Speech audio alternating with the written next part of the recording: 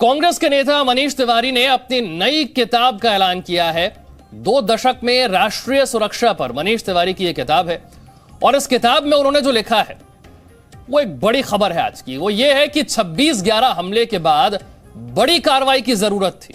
ये मनीष तिवारी कहते हैं कि मुंबई में जब 2008 में हमला हुआ उसके बाद बड़ी कार्रवाई की जरूरत थी, शब्दों से ज्यादा कड़ी कार्रवाई जरूरी थी। और वो ये भी लिखते हैं कि 2017 में डोकलाम के विवाद को टाला जा सकता था। डोकलाम का विवाद जो कि 2017 में हुआ उसे टाला जा सकता था। लेकिन बड़ी बात यह है कि मनीष तिवारी अपनी ही पार्टी की सरकार की आलोचना भी कर रहे हैं। यूपीए सरकार 2008 में जब मुंबई हमला हुआ जवाबी कार्रवाई नहीं की गई। मनीष तिवारी का कहना है कि वो जवाबी कार्रवाई जरूरी थी, शब्दों से ज्यादा कड़ी कार्रवाई की जरूरत थी, उस वक्त कार्रवाई की जानी चाहिए थी। यानी कि मनीष तिवारी जिक्र कर रहे हैं 2008 का।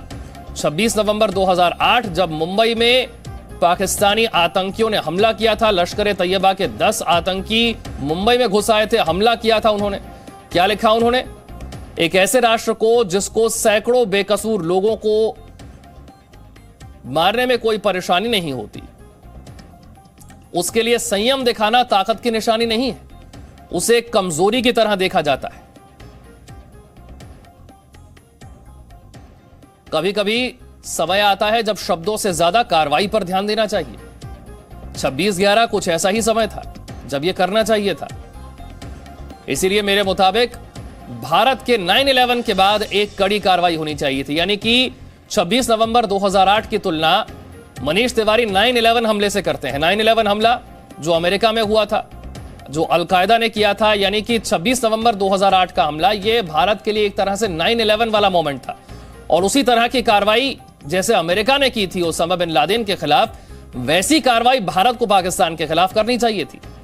इसके अलावा वो लिख रहे हैं कि जुलाई 2018 में मोदी सरकार के रक्षा और वित्त मंत्री ने वित्तीय बाधाओं के पार खिलाफ माउंटेन स्ट्राइक कॉर्प्स को बनाने की योजना रद्द कर दी। एलएसी पर बढ़ते तनाव की वजह से डोकलाम हुआ, लेकिन उसे 2017 में ही रोका जा सकता था अगर माउंटेन स्ट्राइक कॉर्प्स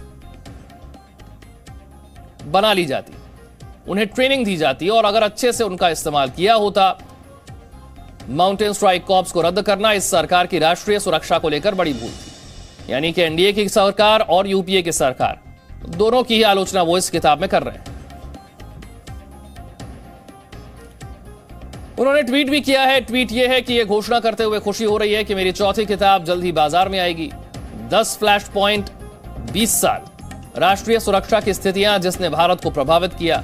यह किताब पिछले 2 दशकों में भारत के सामने आई बड़ी राष्ट्रीय सुरक्षा चुनौती का वर्णन करती है। यह उनका ट्वीट और उनकी किताब में क्या लिखा गया है। 2 बड़ी घटनाओं का जिक्र उनकी किताब से हमने किया। पहली 2008 मुंबई में हुआ आतंकी हमला और दूसरा डोकलाम विवाद।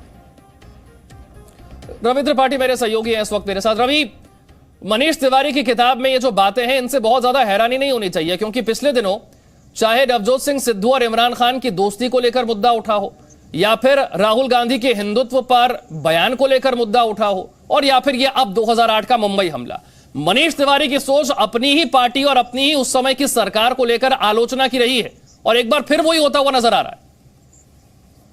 जी बिल्कुल, देखिए मनीष तिवारी को कहा जाए तो आजकल लगातार हमलावर है। हमलावर वो ज्यादातर अपनी ही पार्टी पर हमलावर है, अपनी पार्टी की नीतियों को लेकर हमलावर है। नवजोत सिंह सिद्धू के मामले में देखिए लगातार वो हमलावर है। नवजोत सिंह सिद्धू का पाकिस्तान प्रेम जब दिखता है, चाहे जब भी इमरान प्रेम दिखता है, तब भी वो हमलावर रहे हैं। खासतौर पर G23 के नेता है। देखिए G23 में के नेताओं में उनका नाम शामिल है और वो इसके पहले कन्हैया कुमार को जब शामिल किया गया कांग्रेस में, तब भी उन्होंने सवाल उठाया, कहा कि क्या कांग्रेस पार्टी टुकड़े टुकड़े गैंग के साथ है। तो कांग्रेस पार्टी को अटैक करने का कोई मौका मनीष तिवारी नहीं चूक रहे हैं। और अगर इस किताब की बात की जाए तो एक तरह से उनकी सरकार थी, उस सरकार में हालांकि वो बाद में मंत्री बने थे, यूपीए 2 में मंत्री बने थे, लेकिन यूपीए 1 के दौरान जो घटना होती है मुंबई अटैक, उसके दौरान जिस तरह से कार्रवाई हुई उसको लेकर सवाल उन्होंने उठाया और अपनी ही सरकार को घेरा है। तो कहीं ना कहीं उनके जो बयान है, चाहे उनके जो ट्वीट है और उनके जो स्ट्रेटजी है, उससे लग रहा है कि पार्टी से उनकी राय इतर होती जा रही है। क्या वो पार्टी के साथ कितना लंबा समय रहने वाले हैं, क्योंकि कोई अहम जिम्मेवारी भी उनको पार्टी की तरफ से नहीं दी गई। वो चाहते थे कि लोकसभा में उनको नेता बनाया जाए अधीर रंजन चौधरी की जगह पर, वो उनको नहीं मौका मिला।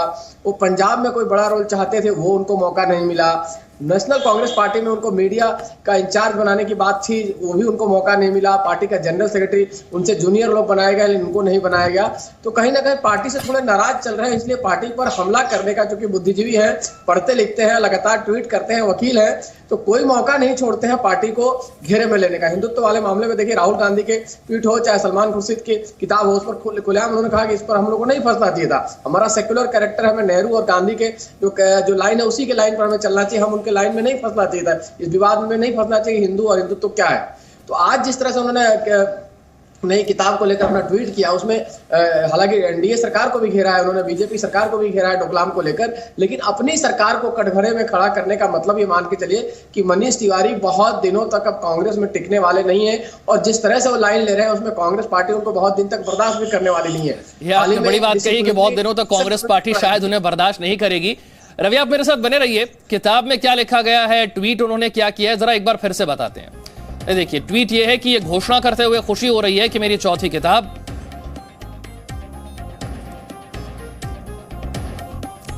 जल्द ही बाजार में आ जाएगी। 10 फ्लैश पॉइंट, 20 साल राष्ट्रीय सुरक्षा की स्थितियां जिसने भारत को प्रभावित किया। यह किताब पिछले 2 दशकों में भारत के सामने आई बड़ी राष्ट्रीय सुरक्षा चुनौती का वर्णन करती है।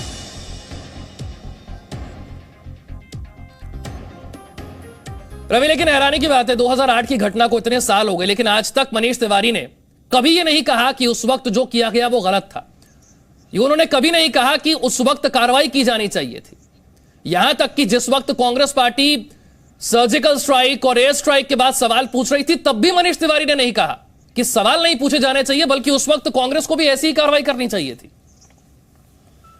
देखिए विशाल, एक परंपरा है, अगर आप गौर करेंगे तो जितने बुद्धिजीवी नेता होते हैं, चाहे वो यूपीए में हो चाहे एनडीए में हो, ये आमतौर पे वक्त गुजरने के 15-20 साल बाद अपनी एक किताब लिखते हैं, और किताब में वो सारी बातों को लिखते हैं जो उनके दिल की बात होती है, उनके मन की बात होती है। तो ये तरीका है, और इससे पहले भी आप देखिए बीजेपी में यशवंत सिन्हा से लेकर